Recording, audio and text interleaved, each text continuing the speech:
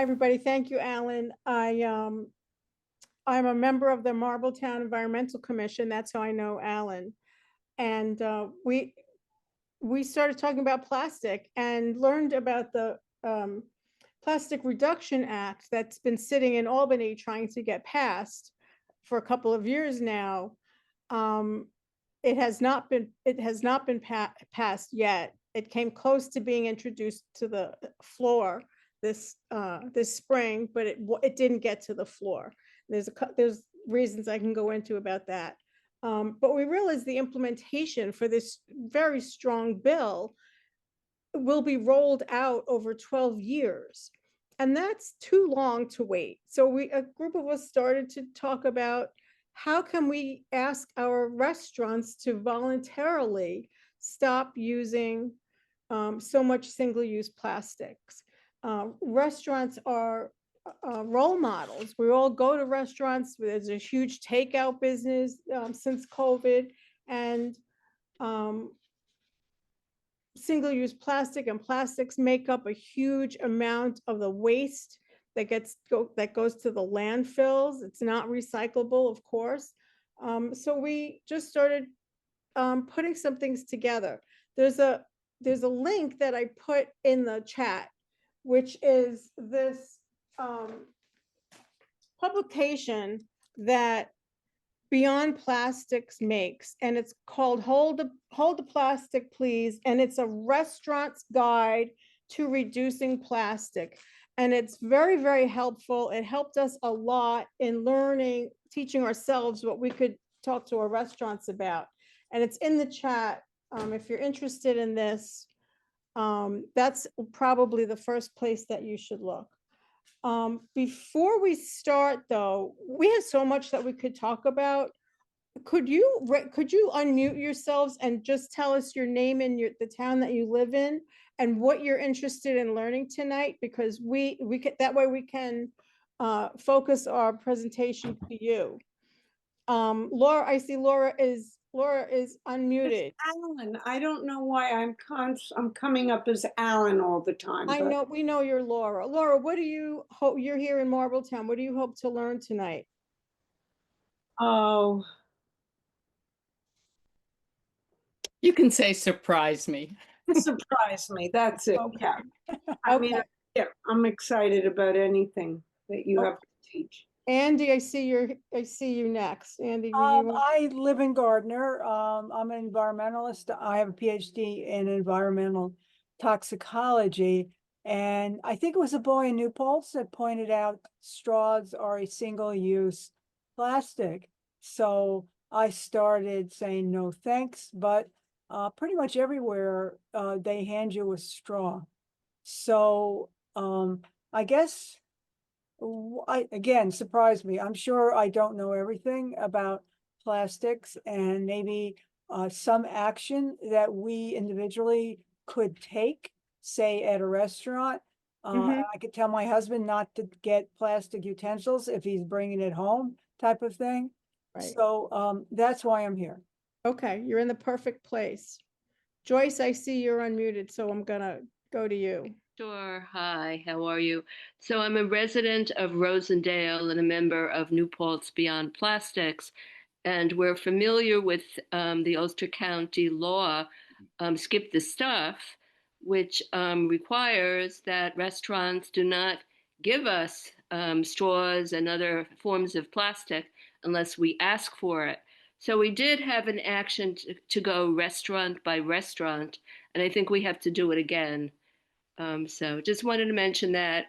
We also, by the way, we're trying to deal with supermarkets to have them use less plastic, and that's a huge challenge. Okay, great. We'll be sure to talk about that. Thank you. I'm glad you said that. I see Stephanie or James or Judy. Is anyone available to share?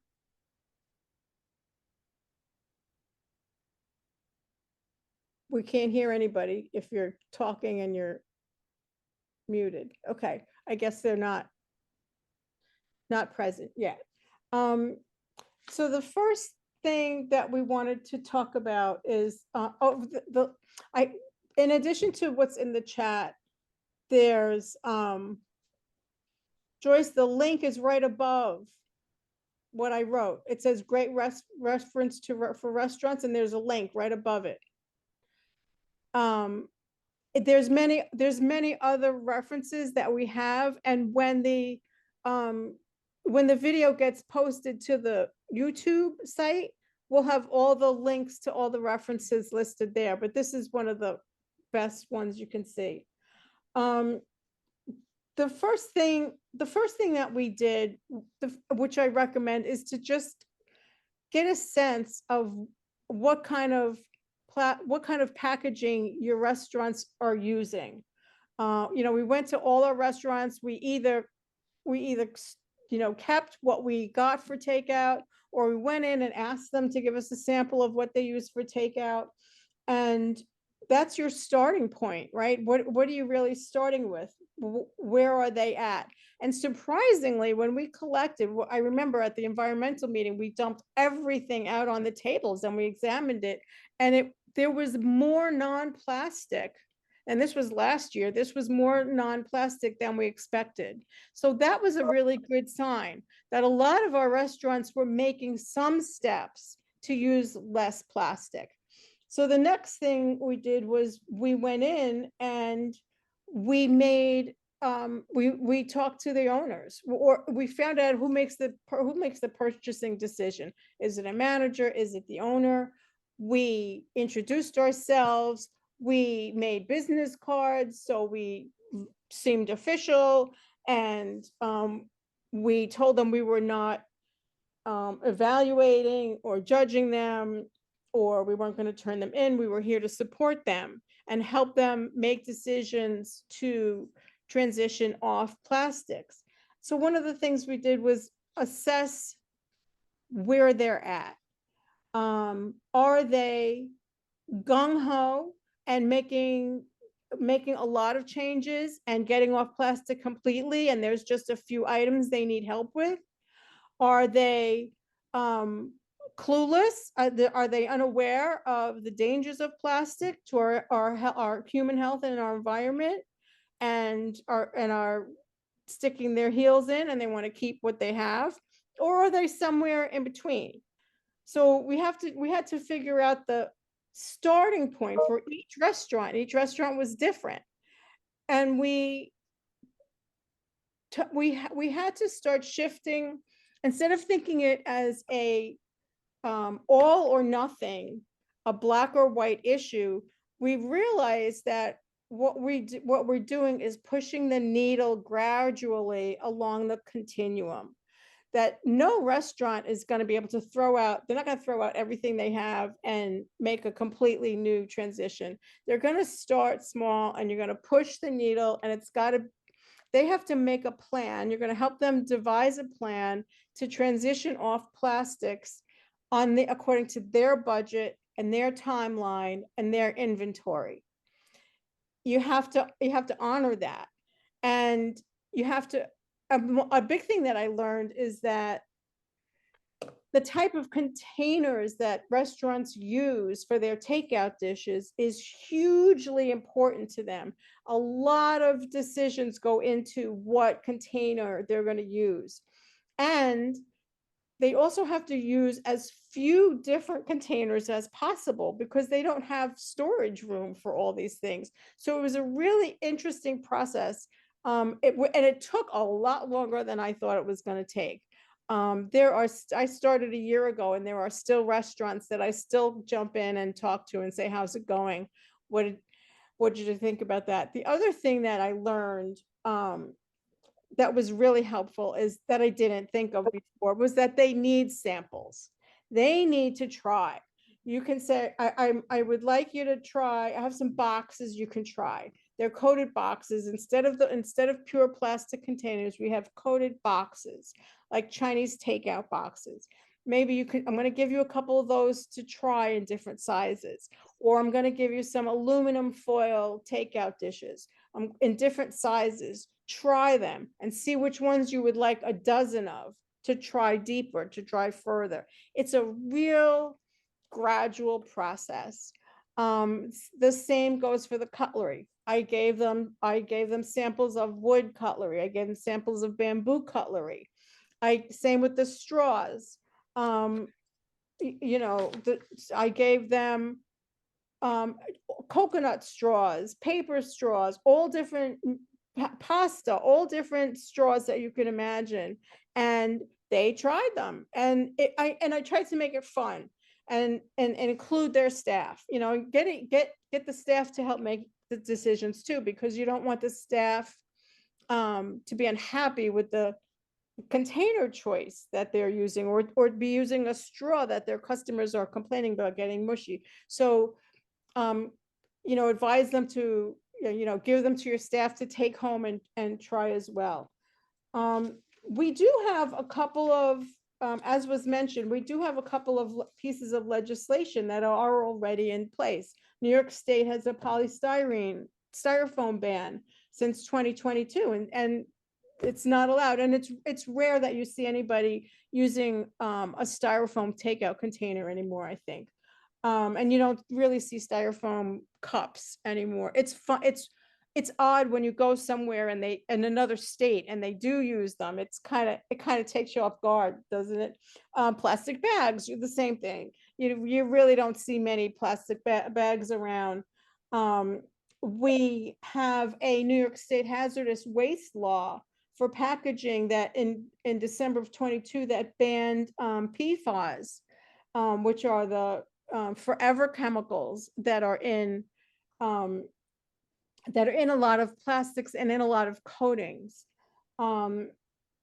Another thing that we have is the skip the stuff law. So I think the timing didn't work well for that. Who was talking about skip the stuff? Joyce. Skip the stuff law started right before COVID in 2019, and it was a good law in Ulster County, and it said that any single-use plastic, straws, cutlery, condiments, stirrers had to be kept out of sight behind the counter, and customers had to ask for them, and if they asked for them, they could give them to them. But out on the counter for them to take had to be non-plastic items like paper straws, wood or bamboo cutlery, condiments in little packets, things like that. And it started off, but then COVID hit. And I think as a culture, we got a little overzealous about being germ-free, and we didn't want anybody touching anything that we were going to eat off of. And it was a scary time. And we kind of lost sight of that legislation. It lost its teeth. And it wasn't able to be enforced. And the setup was that the Board of Health was going to be the enforcers, but the Board of Health, especially during COVID, had their hands filled. You know, the kind of straws the restaurant was using was the last thing they were worried about at that time. So when we go to restaurants, we do bring the paperwork for that. We bring the poster for that. We remind them that this is still the law. And Jen Metzger, our county executive, agrees that if you see anyone who's not abiding by the skip the stuff law, that they should be reported to the Board of Health, and they would take care of it. That's where it stands today. The problem with the skip the stuff law, and I'm talking to our Ulster County legislators right now, is that it doesn't talk about the containers.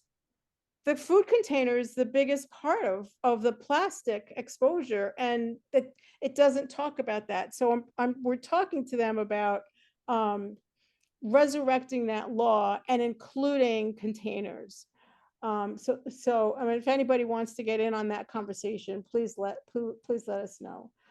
We have the New York State Packaging Reduction Act. As I said, it didn't get to the floor. There's a lot going on criticizing Speaker Carl Heastie. Why did he not? He's saying that he didn't think we had enough votes to pass it. Other people say the assembly members are really getting zonked by the lobbyists from the plastic and fossil fuel industry up in Albany, really putting a lot of pressure on the legislators not to vote for this. They even recruited lobbyists to come up from Washington, D.C. to meet with our legislatures in Albany. So it's a really fierce battle when it comes to the lobbying. And there is a big meeting that Beyond Plastics is hosting in September. It's how to organize grassroots support for this bill to be passed when legislation does reopen again in the fall. And I can give you more information about that. So what we did was we started a conversation with the restaurants, figuring out where they are. If they don't know about the hazards of plastic, I just give them literature and let them, and once they start reading it and Googling it, it's an avalanche of information that you get. If you just Google health hazards of plastic or environmental hazards of plastics, it's there. It's in my inbox every single day. It's in the regular news weekly about the hazards, especially with our human bodies. It's scary. Penny and I hosted a film. Penny, what was the name of that film? Do you remember? No. Okay, No. I got it. It was Okay. Plastic people. Plastic Plastic people. people, yes. Plastic people at the Rosendale Theater in April, which happened to be during Earth Week. And it was a great experience for us. The theater was wonderful. We had some of you were there, actually. Jen Metzger, county executive, was a speaker. Mark Ryder, the executive director of Ulster County Resource Recovery, and Megan Wolf, who's an expert on the impact of plastics on human health. And we showed this movie with a huge impact. And then these speakers spoke about it afterwards. And I think people left. Everyone that I know there called me up the next day and say, what do I do? What do I do to get rid of my Tupperware? What do I do about this? You know, it was, what about my Teflon pans? People really heard the message in this film. So it's there. And if anybody wants more, I think that you all know about this. So I'm not going to go into it unless you ask me. But I make sure that the restaurants understand that by putting hot food in a plastic container is causing toxic chemicals to leach from that container into the food. Hot food in plastic is one of the worst things you can do. And then, and that some of their customers will reheat that meal in that plastic in a microwave and expose themselves again. So I need them to understand that using plastic is really harmful to your customers. And there are alternatives that became a lot more like the plastic in price than they were in the past. They're much more similar and sturdier, and they're much better. So I make sure they're with us. They're on the anti-plastic bandwagon first. Otherwise, they're not going to do it. And then we talk about the harm to the environment. And sometimes it's making them think, well, what happens to that plastic container when it gets, where does it go? And they might say it'll get recycled. And I say, no, it's not recyclable. And I explain why. And then they say, well, it's going to go in the garbage, in the landfill. And I say, right. And what's going to happen to it in the landfill? Nothing. It's going to sit there forever. All the plastic that we use that's not recyclable will sit in that landfill forever, or it ends up in the oceans.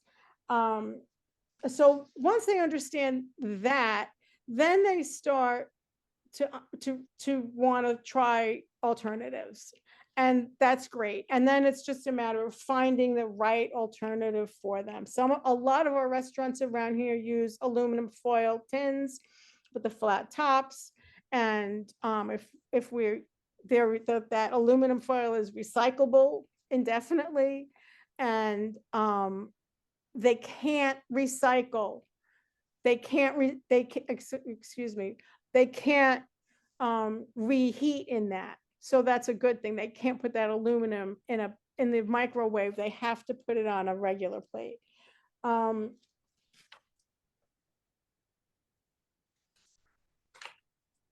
think reminding them that you're not here as an enforcer. You're here to help them. You're gonna and you're gonna meet them several times. Some of them will have time to talk to you in the restaurant when you pop in. Others are really working there, and you have to make an appointment with them. Penny and I can go around to these restaurants forever, but having one of us coming in and talking to them about plastic isn't what's going to help push the needles. It's when many people walk into that restaurant and say, we love coming here, but is there anything you can use besides plastic? That's what's going to happen. And that's what's going to happen with the markets too. When we talk about the markets are hard because especially we have two markets in town. The my town markets, one in Rosendale and one here in Marbletown.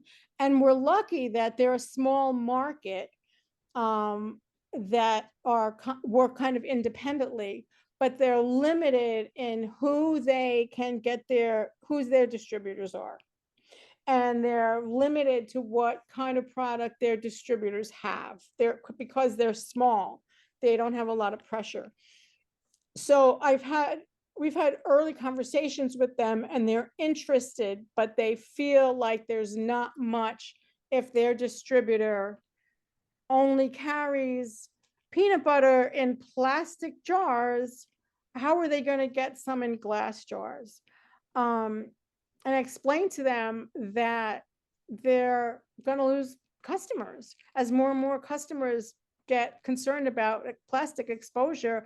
They're going to get their products otherwhere, from farms, from food co-ops, and we're lucky that we have those things around here, but they don't want to lose their customers, so they're open to suggestions. And my next step is to go back to them and try to sit down maybe with both of them together and work something out. There are some Joyce, there are some radical things that people do to get the supermarkets to stop using so much plastic. And we have letter writing, we have letters you can write, we have petitions you can sign, we can put letters in the newspapers, letters to the editor. But one thing that people do, and I'm not sure how I feel about it, is they bring their plastic back to the supermarket and say, here, you throw it out. I don't want to throw it out.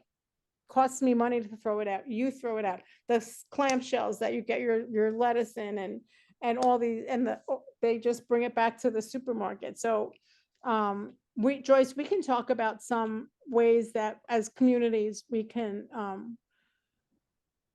work with the supermarkets. We did have a lot of success with the schools. The June 3rd Thursday presentation was by Siddhartha Lama, who was a student member of our environmental commission. And I worked with Sid and Kate McPeat, his advisor, at the Rondell High School Environmental Club. And he talks about the food audit that they did to get the high school to start diverting food waste and composting their food scraps, which, if you can imagine how much weight that took out of what they were bringing up to Kingston, that's huge. In addition to how it's showing, it's making our high schoolers learn how to become stewards of the environment, which is a great thing. But we also started working with the cafeteria to install dishwashers, so that their trays and some of their foodware will be reusable instead of disposable. And that budget has been passed, and those dishwashers are in line to be installed in one of the last phases of a big capital project. But in the meantime, the cafeteria, which is a food service company, it's not school employees, it's a food service that runs it. We talked to them about making some changes, such as replacing plastic cutlery with wood or bamboo cutlery, replacing condiment packets with having pumps, for students to pump their ketchup and mayonnaise from, and get some kind of non-plastic straws for the kids. So they're open to that, and they're making that transition. That's kind of what we've been doing. We've had a lot of success with restaurants here in Marbletown, making a lot of switches, some completely, some a lot, some a little bit, and some not at all. There's been some restaurants that are committed to a specific distributor, like Asian markets work with an Asian distributor, and they can only get what that distributor offers. They can't go to another supplier. In the packet, you have a list of suppliers that you can go to that have a lot of good non-plastic items. The last thing that I wanted to talk to you about is when you talk to restaurants and say switch to non-plastic containers, what are their alternatives besides aluminum? Anything that looks like a cardboard or a fiberboard container that says it's compostable, that's your first step, is asking them to use something that says it's compostable. That means that it should biodegrade. There's two kinds of compostables that you should know of. There's first of all, there's a lot of greenwashing going on in this industry, so you have to be a little savvy. Things can be certified to be home compostable, which means you can take that cardboard and it's treated only with plant-based product for its lining. You could actually rip it up and put it in your home compost, and it'll biodegrade in a number of months.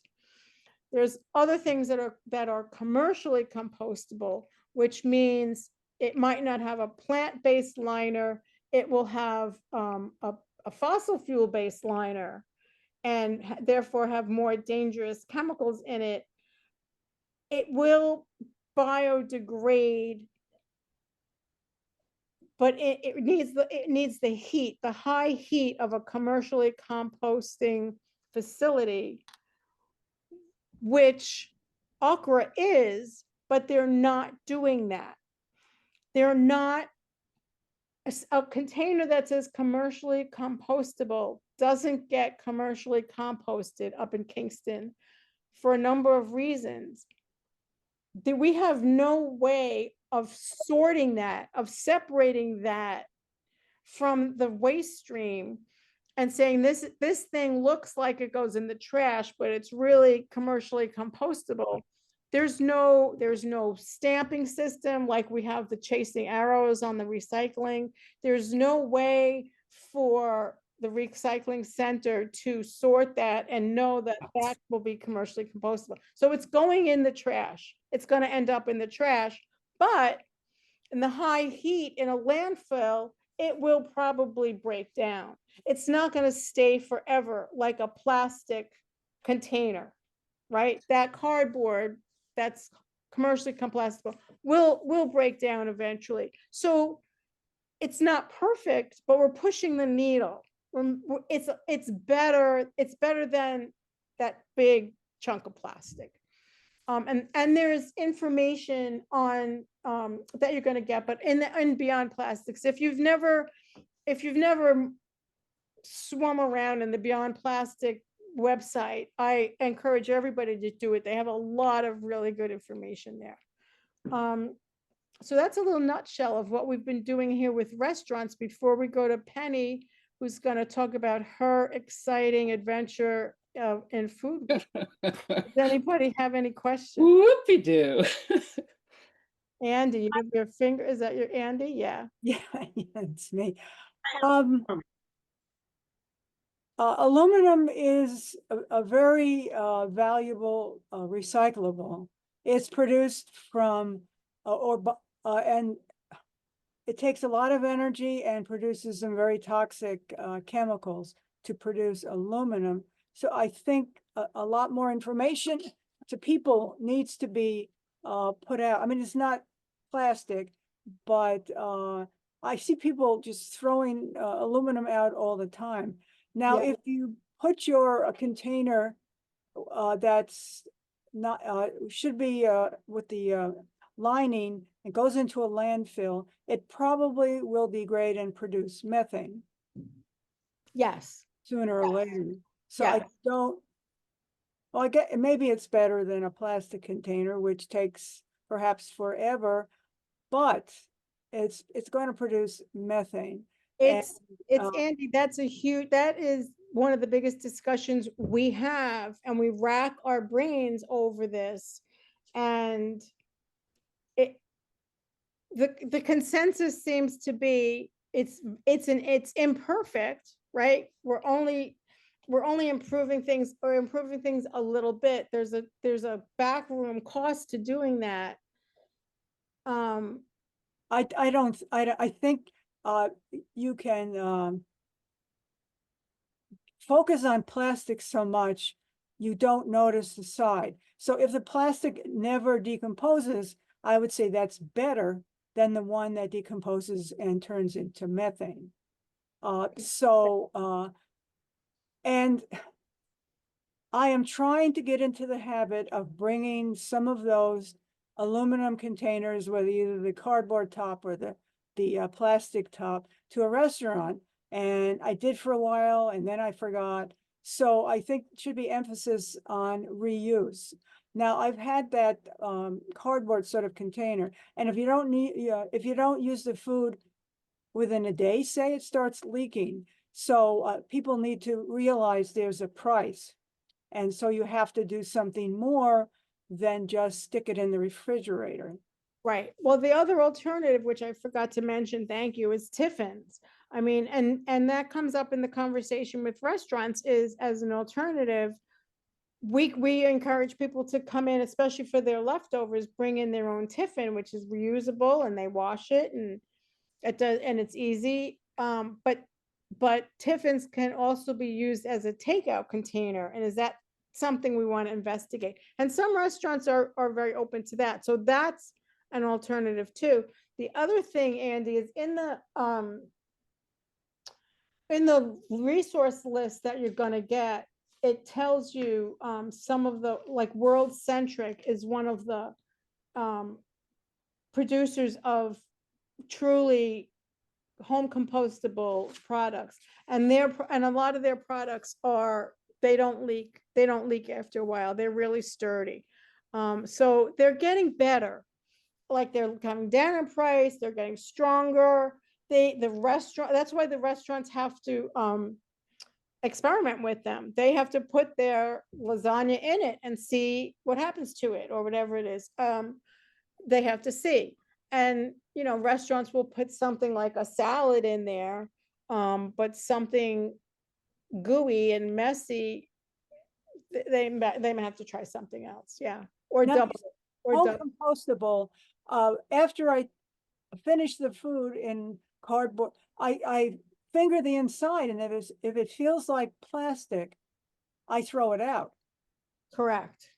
But you're saying some of that is, because I have compost. It's PLA. So if you look at the ingredients, it would say PLA line, polylactic acid, It which is, doesn't give you ingredients, does it? no, you have to look online. So I become a researcher, right? I find somewhere I asked the restaurant to give me the manufacturer's information on it. And sometimes it's on there, it's printed on there. And sometimes they have to go and take a picture of the box for me and give it to me. And I look it up and I look up the ingredients and I get back to them and I tell them what, what this contains. And here's something that's a step or two better if they want to consider that. And I Okay, don't- so and I they don't would push it. know. Okay, so they could tell their patrons that this is home compostable, what I'm giving you. That Yes. would be good, so that I would know I could just throw it into my composter. Yes. The restaurant should tell you then. Yes, and if Thank you. anybody, I will say that if anybody, I'm gonna put my contact information in the chat in a minute. If anybody has any questions, call me. And, or if you have a restaurant that is really interested in this and wants some samples, call me. Because I work with our environmental commission, we have a budget of a couple of $100 every year. And I buy samples and get reimbursed for that. So I have, in my basement, I have a lot of samples and I carry a little bit of each one around in my car and I give them to the restaurants. I really found out that they have to have some samples to try and I have them. So if you need them and you can't get them yourself, I will, or I'll help you get them, or I can give you mine.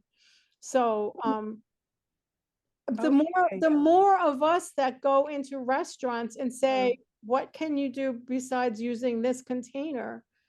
The better it's gonna be. It can't be one crazy plastic lady, here comes the plastic lady. It's gotta be a lot of people doing it. So I'm gonna put all my contact information here. But thank you. And Andy, you're right. And There's Lisa a- just, Oh, there's a couple of restaurants where I live. We don't have a lot. So, well, could you put you were talking about alternatives to utensils for, because some places give you plastic utensils to eat there, but for takeout, if there was a list, because I don't know, bamboo, whatever, if there's a list that I could print out, and if I want to do the 5 restaurants or whatever we have in Gardiner, that Yeah. I could point out to them what they could try. I can help you with that. So Yeah. so you and I will talk tomorrow Okay. or another day and I'll get you all set up on that, or anybody else that's interested. Hmm. Because I don't want to take up everybody's time, but Okay. anybody who's interested in doing this, I will be your backup. Lisa, I was just gonna say that I was really disappointed with our town marketplace, which used to have paper bags, and now they're not. And they do have some cloth bags, but they mainly have plastic bags. A lot of places stop using the paper bags, Laura, and I asked, and it's because the paper bags, it's two things. The price of the paper bags for them has gone up tremendously. And the other thing is that to produce paper bags is tough on the environment. Environmentally, it's not. We think that because it's paper, it comes from a down tree and it's okay, but it's not. There's a huge chemical process involved, and there's a lot of waste involved and energy involved in making paper bags, and they're very, very costly. So a lot of them don't anymore. I agree with you.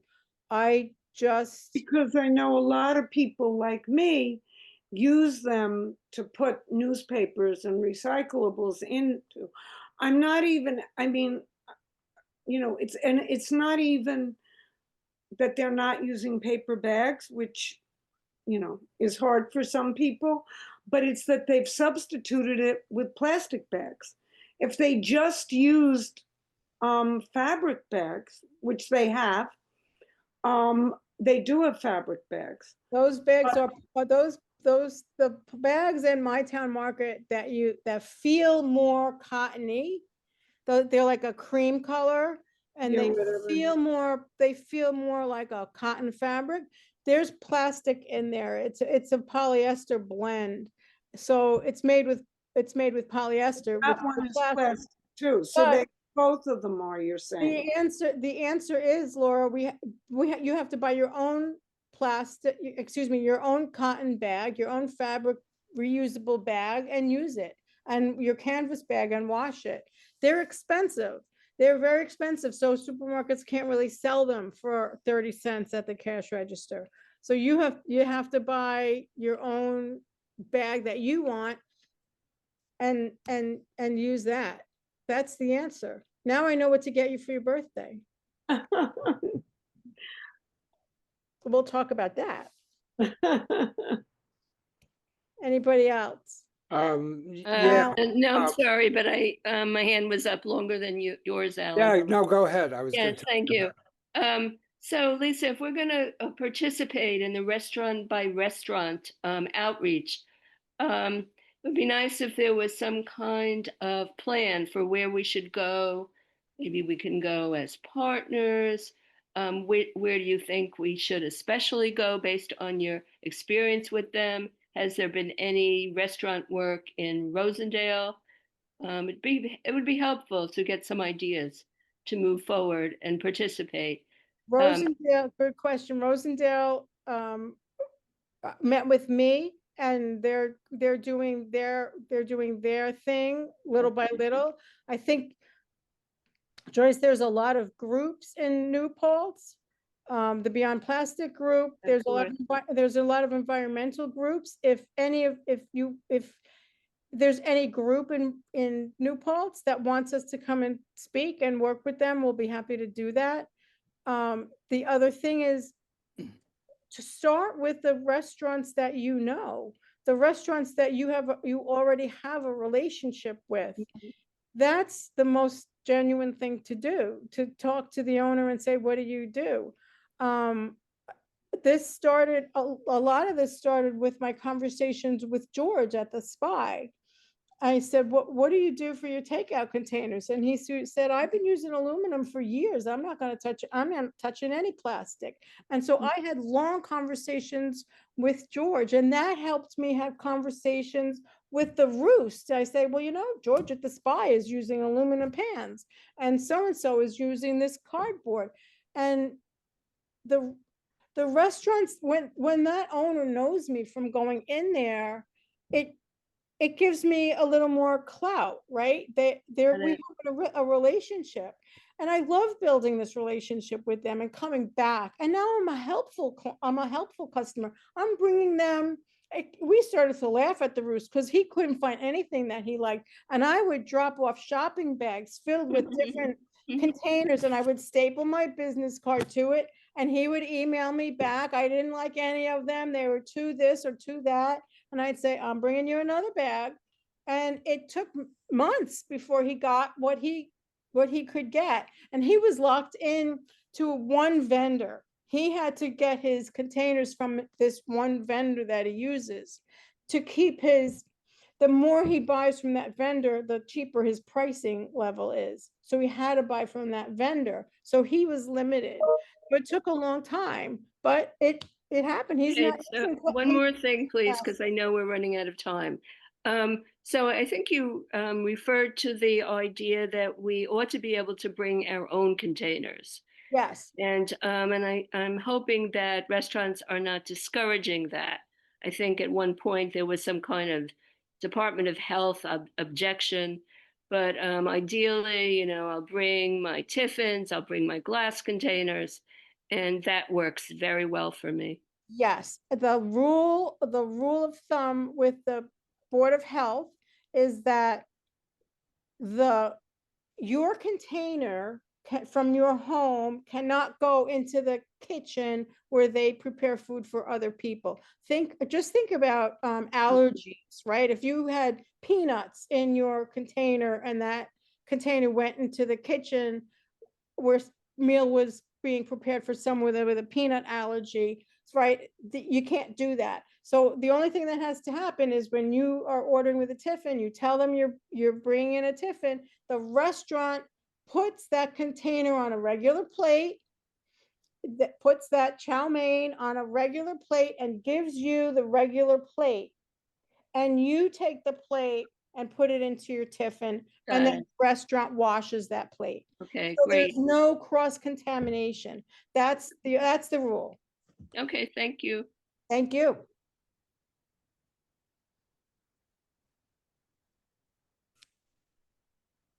You've got Alan. Alan, did you Oh, want to say anything before Penny? So, yeah, I mean, I think what I'm hearing is a lot of confusion about how to handle all of this. In truth, most of us don't eat out all the time. And I think most of the plastic we end up is really from grocery stores. I mean, so many products are already prepackaged in plastics. Um, there's always plastic bags around. Um, what's your solutions for the grocery store? I think the more people that speak to the manager and say, we're here and we love coming to your market, but we're really having a problem avoiding plastic. What can we do? What can be done? But they're buying a lot of stuff pre-packaged. Correct. That's what I was talking about. Especially my town market, because they're small, they are limited to the distributor that they have, and they can only get what that distributor offers. So things like, Alan, we can get you petitions to go around and get from people to sign. We can give you letters that can go to the editor. We can give you talking points to talk to the markets. I mean, the more people that go in, the better. If it's one person going in, they're less likely to listen. If more people go in to talk to the manager and say, there's everything is in plastic. What are we going to do about it? It's too much. I really think that's the answer. All right. Penny, How much time do I have? Uh, tell us about tell us about the Rosendale Street Festival that's coming up. Are we going to see plastic there?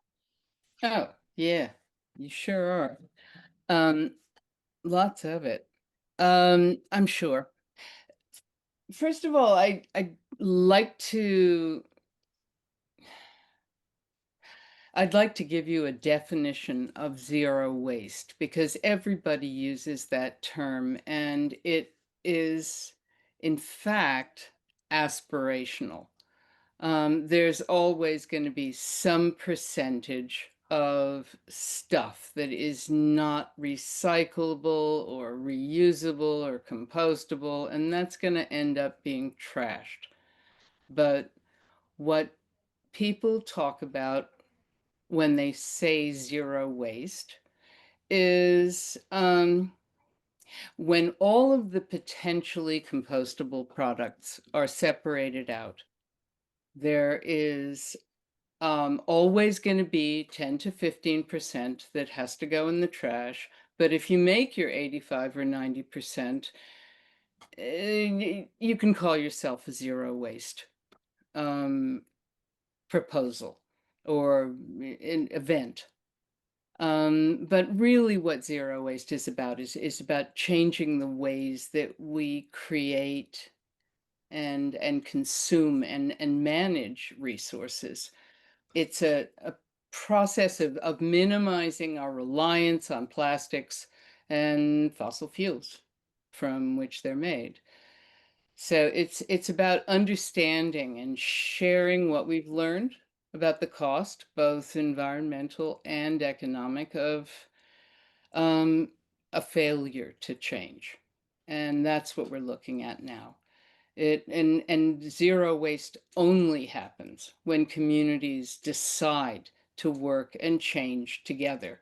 So it's really about a choice to decide to inconvenience ourselves or to educate our neighbors or to emphasize preventing waste from being created in the first place, through mindful consumption and advocating for better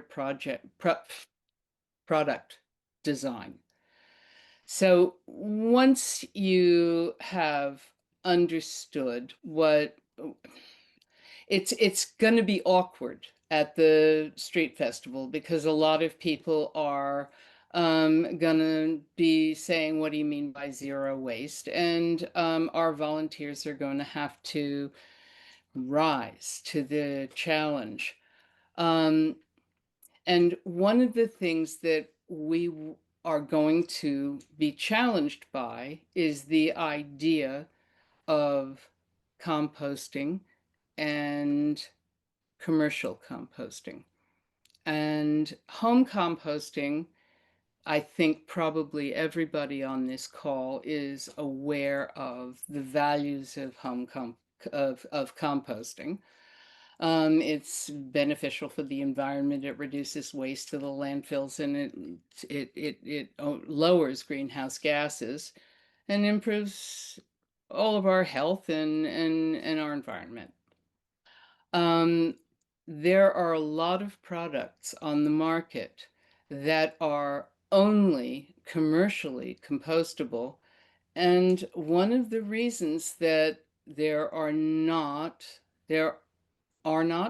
more commercial compostable facilities around is that they are expensive to build, and it requires a community to make them profitable. So there are too few. But one of the things that they do, or several of the things that they do, is they maintain a higher and more concentrated temperature than you can get in a home composting pile. They control the moisture and the aeration, and that speeds up the breakdown of organic matter. So what can be composted in a commercial facility takes less than half, about a third of the time that it'll take to turn into into usable compost in your backyard. So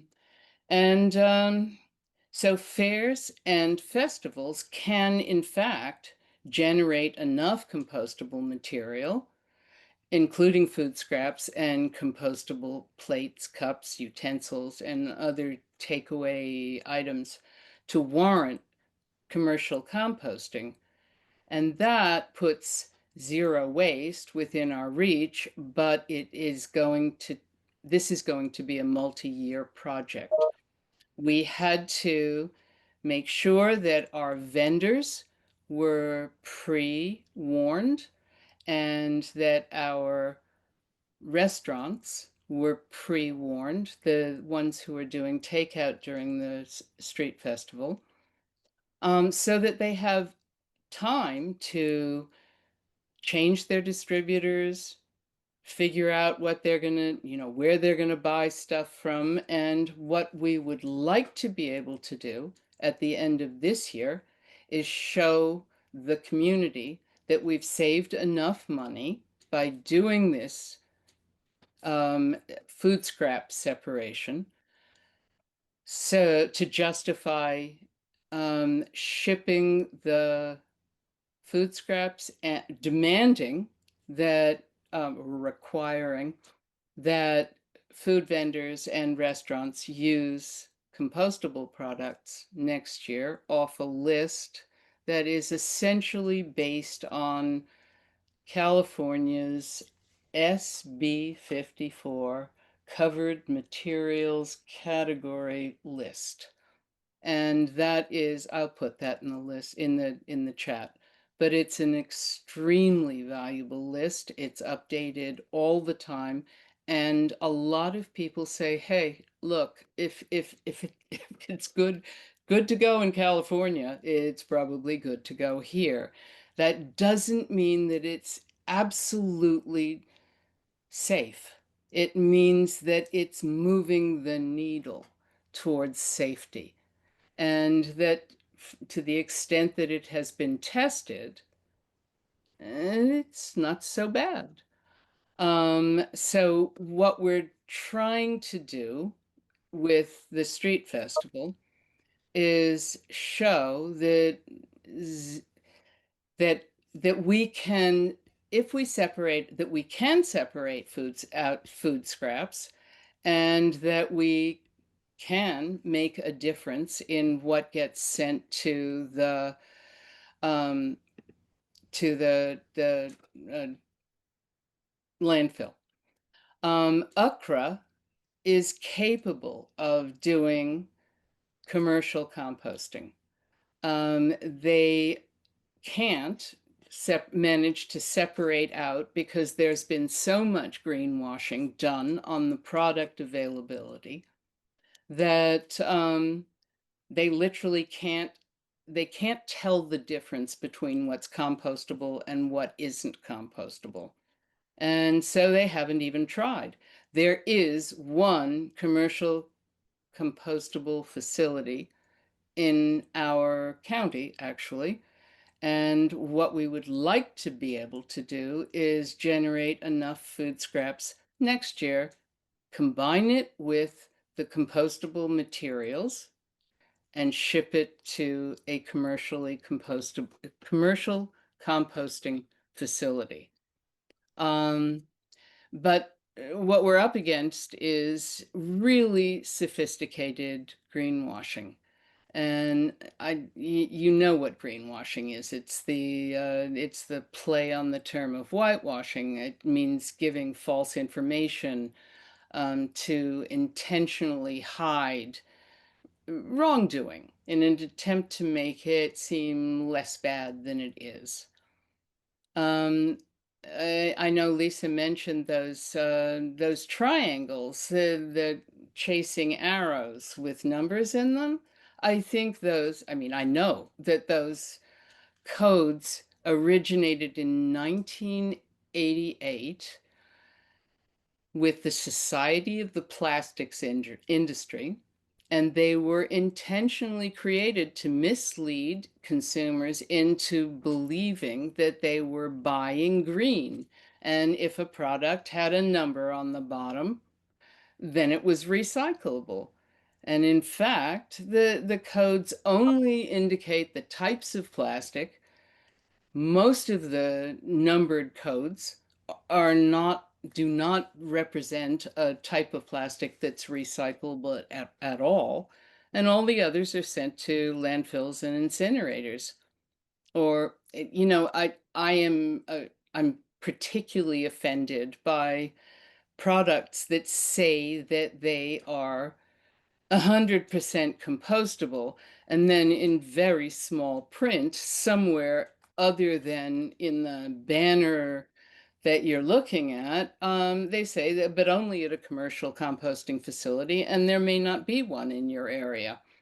And in fact, there are very few in the country and in the country.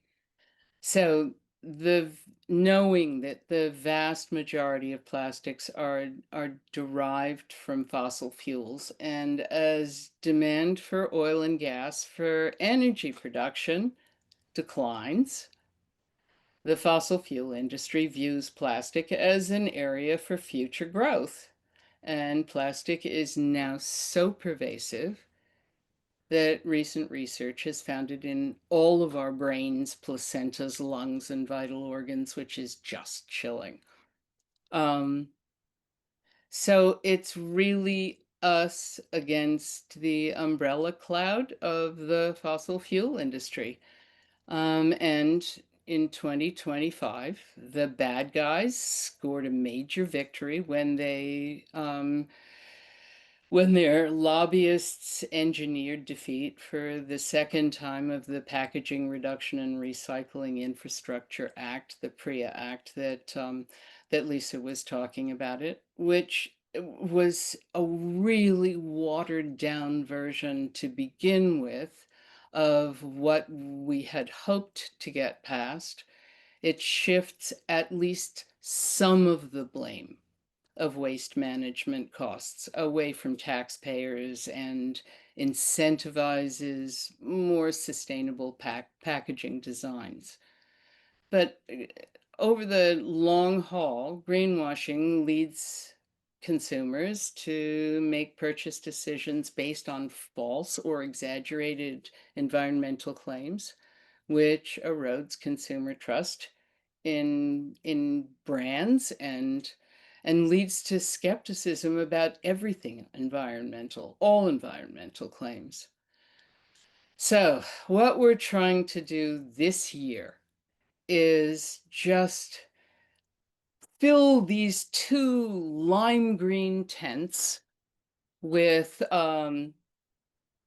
with literature and information, and I'd like to make it fun. It's very, very scary.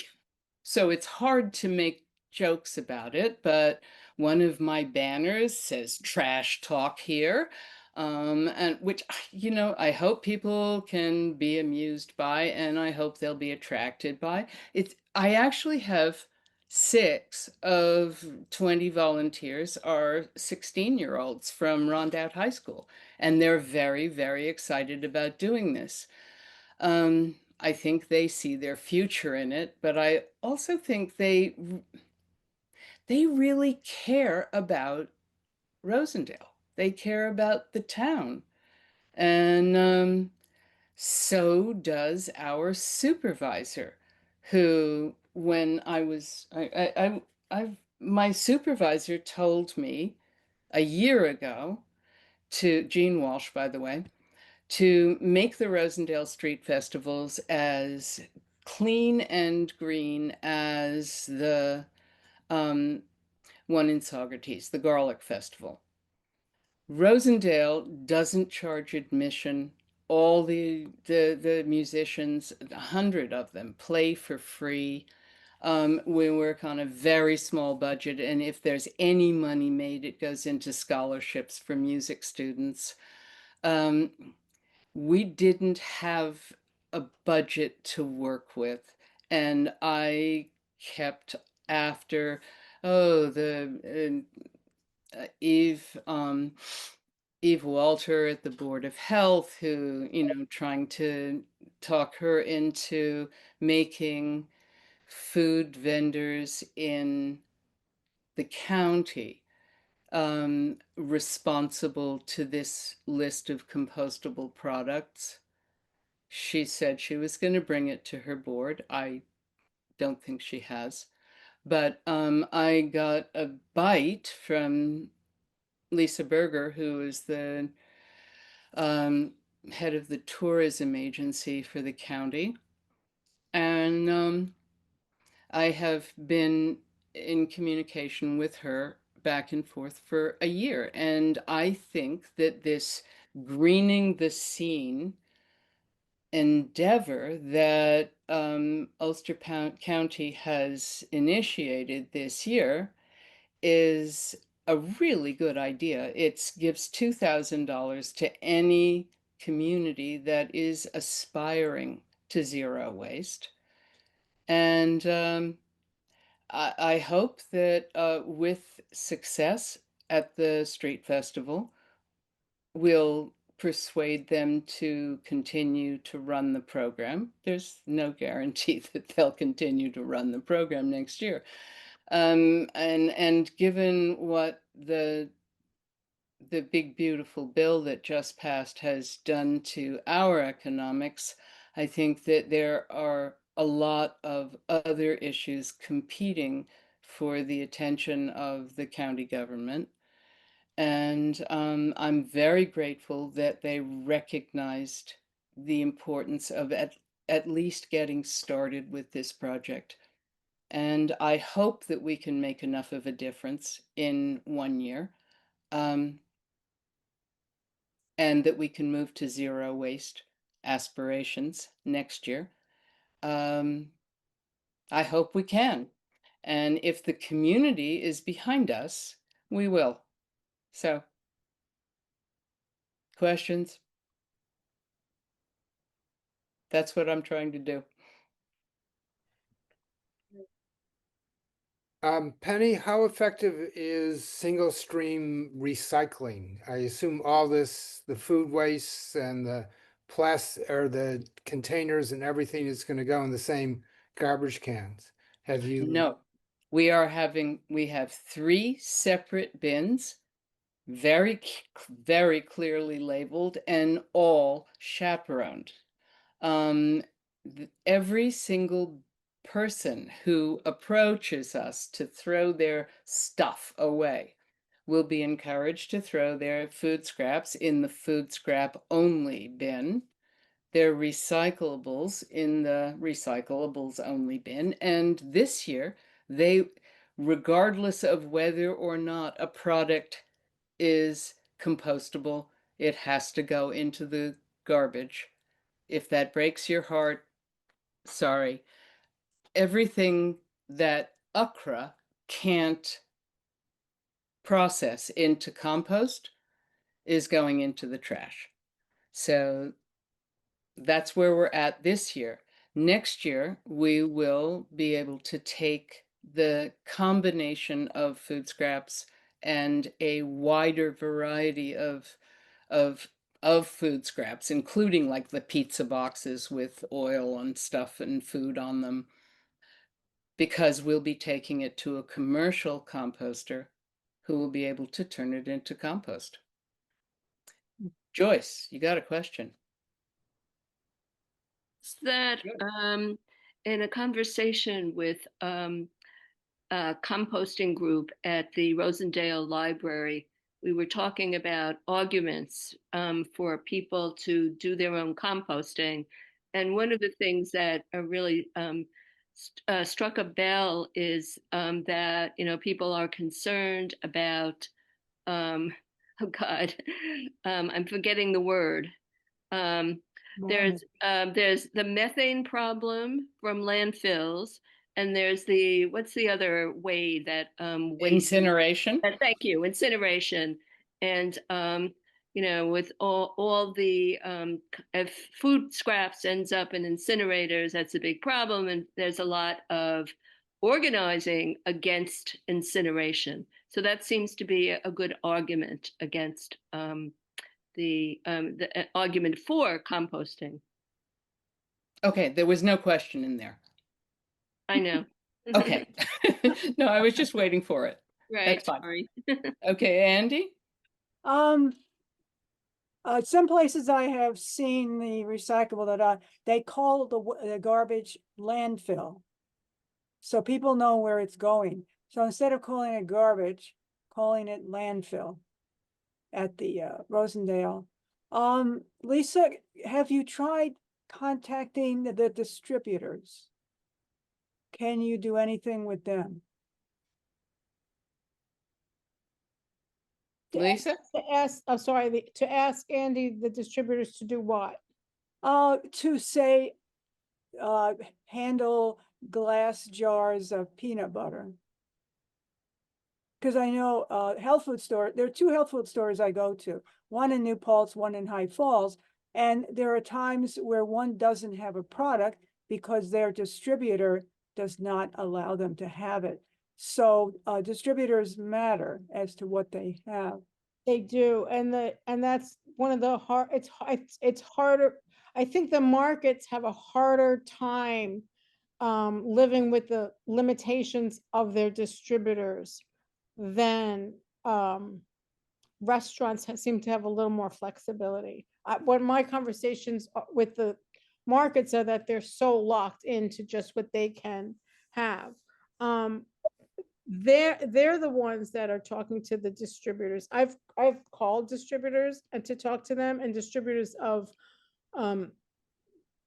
food packaging, foodware, to talk to them, and they don't return my calls. I'm not a customer of theirs, so they don't want to spend time with me. But with the restaurant or the market calls the distributor, that has more weight to it.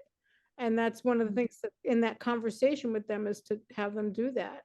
Lisa, I have been complaining to Adams for 2 years now about the fact that I really love arugula and I can only get it in a clamshell. And now they have these cellophane packages that are twice as expensive.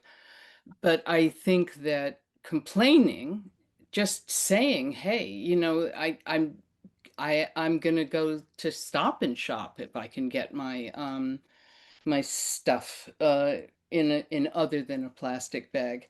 But the other thing that I wanted you all to hear is that yesterday when I flew home from London on Virgin Atlantic, they had these packets of paper cutlery that were knife, fork, and spoon. They were absolutely solid. I couldn't get anybody to tell me where they were made, but I'm going to find out. And it was so refreshing to see a corporate response like that. Every other little thing on my tray was covered in plastic or put in plastic, but they were recycling the cutlery and with the soda cans and the glass bottles. So there were two separate streams. As And this, Alan, I think that the single stream is if you go out and you watch the garbage trucks, they don't even bother to move the doors across. They just dump it all in together, and it's so depressing. Anyway. but I just want to end on a more hopeful. Sorry. No, that's okay. I think the hope is there's two ways of hope here. One, Penny mentioned, is going to talk to your supermarket and say, hey, I love coming here, but I can't buy all this plastic. What can you do? The more of us who do that with restaurants and markets, the more likely they're going to listen. The other hope that I see is conversations with college students, kids in their 20s who just came out of college or living in college towns. They are going to move this needle more than we have been able to. Colleges are changing the way that they what they do for products. All the SUNY schools in New York State are transitioning away from plastic. In New York City, restaurants have transitioned away from plastic. Yeah. When those people come up here and see plastic, that makes change happen. So change has happened. This is becoming a normalized conversation. We're not some weirdos, in Berkeley having this weird conversation where it's normal now to talk about eliminating plastic in your life. So I think we're going to see more and more, but it takes people knocking on the door and getting the manager and say, this is unacceptable. We can't have all this plastic. Here's some alternatives. Andy, what did you want to say? You have your hand up. No? Oh, sorry. Or did you just not put I it can down? I can always lower it. I can always Okay. have something Anne, to say. what you got to say? Can you hear me? Yeah. I just wondered who is that commercial composter that you mentioned in Ulster? Okay. I am not going to tell you who that commercial composter is because I love them and they don't want to be associated with this effort because they think that it takes more than just separating out food scraps. They are afraid that people will see that we're aspiring to zero waste because they don't understand the time frame that we're going to do this much this year and we're going to do what we can next year. But I don't understand why you don't want to mention their name. Because they asked me to not associate them with this project. They presented a proposal to Rosendale and and it was more money than we had to spend. And so we're trying to do it ourselves. And they did the Garlic Festival, and they've been working in Hurley, and there are other communities that not in Ulster County necessarily where they've been very effective. And I love what they do. We just couldn't afford it. And so we're trying with their help, but behind the scenes, to do it ourselves. Hmm. If you want to, you can figure it out. Sorry, I I'm think I just know who it trying is. to be loyal. There's only one. I think I know who it is. You know who it is. Okay, I'm just trying to be I think I respectful. do. I don't. Okay, okay. So I do that's have something to say, yes. Somehow it okay. reminded me, a couple of years ago, I don't remember why, went to Vassar, the cafeteria outside had these bins, I guess they were, and that's where they put their scraps. I don't know where they, oh, actually in Dutchess County, there was somebody composting, because he was explaining about the roots of trees are more nutritious than the trunks. So he had all these piles. So I wonder if the colleges in Ulster County do that? Do they, because they must produce a good amount of waste. Because they have a cafeteria and they have, I guess, a loading dock. So they're sort of set up for that. Do they? Either of you two? What do Don't the know. colleges do? We have, I know that there's a fierce there are like lots of fierce environmentalists at SUNY New Paltz. Yeah. And they're wonderful groups who are attacking different problems of sustainability and circularity. And I don't know what they're doing in their cafeteria. But we can also make that effort on our own personal level and our household level by diverting food scraps and bringing our food scraps to our town's transfer station. And progress is being made there. Parts of Kingston, they're practicing composting, diverting food scraps from the waste stream. In Rhinebeck, there's a food scrap diversion program, where people bring their food scraps to bins located throughout town. So it's happening. And Accra wrote a grant last year that was denied,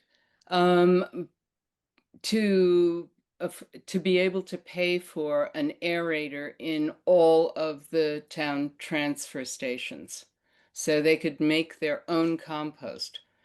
And they have reapplied on the basis of the criticism that they got from last year, which is one of the real high hopes that we have for being able to make composting much more of an everybody issue, that everybody can participate in.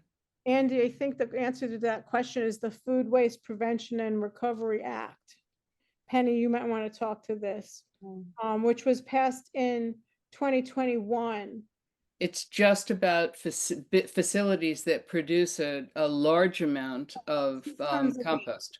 Yeah, if you produce 2 tons a week of food scraps, you're obligated to remove it from the waste stream. But it's gradual. It's going up, actually. Going down.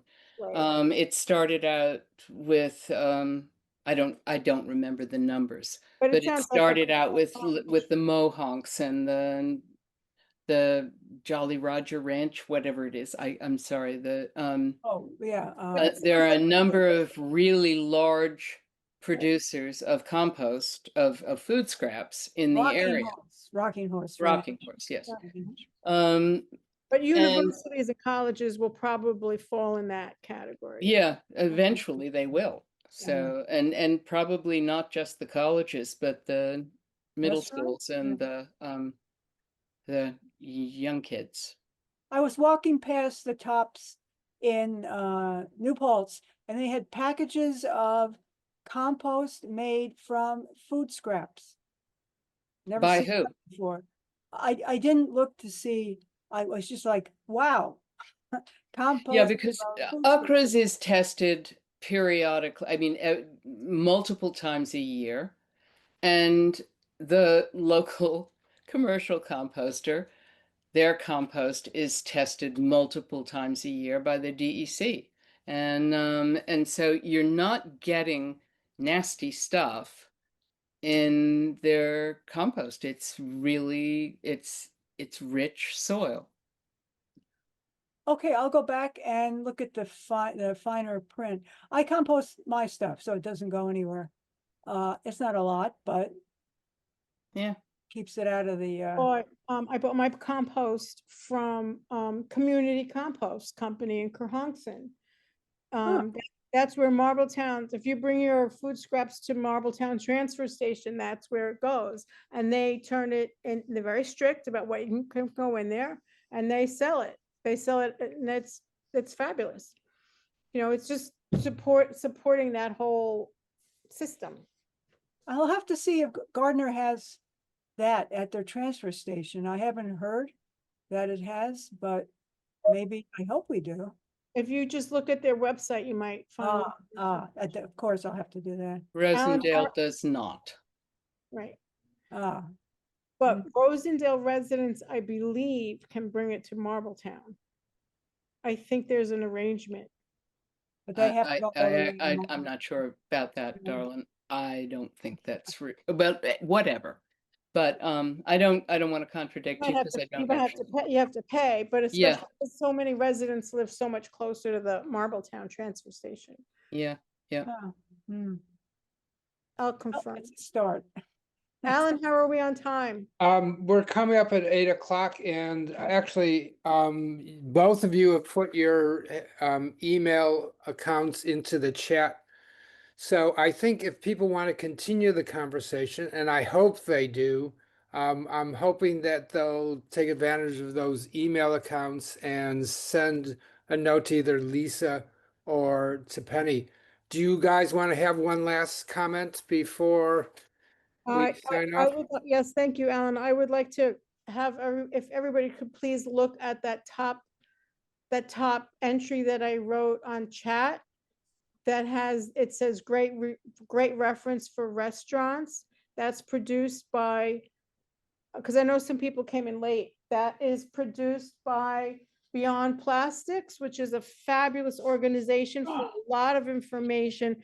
Please just start reading this guide, and you're gonna learn a lot. You will have the confidence to talk to your restaurants after reading this guide, and you can even refer your restaurants to this guide. It's a lot of work went into this, so this is very, very helpful. And while you're on that website, look around at all the stuff that Beyond Plastics has to offer. They're a huge reference for us and for everybody. There's a lot of information on there. Get started with them. And just come to the Rosendale Street Festival to support me, to validate my efforts. To sort, so. And all of the volunteers who are showing up to stand over those bins and argue with people who want to put their stuff in the wrong bin and tell them why. And I think that this is going to be valuable for the volunteers, and I hope it's valuable for our community. And I want to add that the easiest thing to do is to get a tiffin. And Lisa, do you want to tell where people can get a tiffin and take their food home? I will give you Iris Bloom's email. How's that?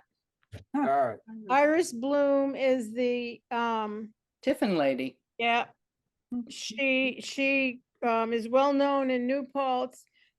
She is at I'm gonna say Tiffin's. Tiffins are sold in several places. They're sold at the Refillery, Second Nature Refillery, in the Net Zero building on 32 in New Paltz. They're sold at the High Falls Food Co-op. But you can also email Iris at, her name is Iris Bloom, and her email is protectingourwaters. What is it? I'm typing it. And I have to say, my experience is most restaurants find it great that you do that. Right, they're very, they're good, they're easy, and the new, they used to sell stacked tiffins, but now they're just Single. rectangular, and they have a silicone seal. Silicone is, you're gonna see silicone a lot. What is silicone? Is it a plastic? It's made with plastic, a little bit of plastic, but it's much more stable than plastic, so it's not gonna leach chemicals into the food like plastic does. That's why silicone is the next, moving the needle away from plastic, go to silicone. Move the needle. All right. Again, I want to thank Lisa and Penny for an enlightening conversation and a lot of information, and avoid those plastics. Thank you for a good talk. We'll have all the references Thanks, you need Al. on the YouTube video. Thanks. Thanks, Lisa. Thanks, Alan. Thank you, Thanks, guys. for showing up. Yeah. Thanks, guys.